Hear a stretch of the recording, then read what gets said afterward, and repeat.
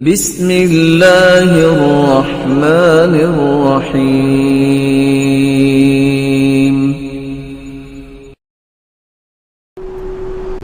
رمضان بصمۃ تغییر، یہ انسان کے لیے ٹرننگ پوائنٹ بھی ہے، انسانی زندگی میں چینج آ سکتی ہے۔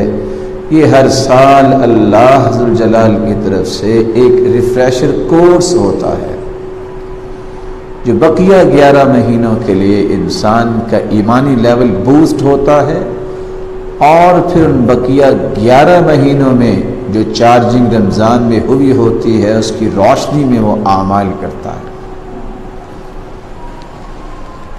اگر میں اور آپ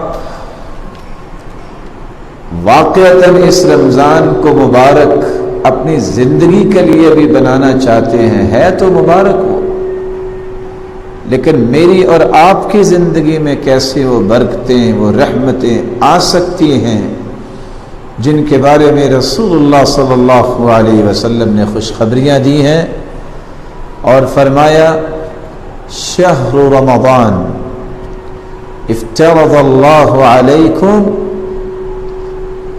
اللہ ذوالجلال نے اس مہینے میں تم پر صیامہ، اس کے روزے فرض کیے۔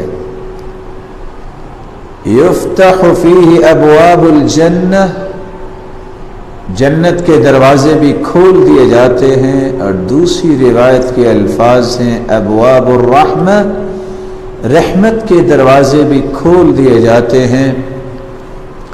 ویغلق فیہ ابواب الجحیم، اور جہنم کے دروازے بند کر دیے جاتے ہیں۔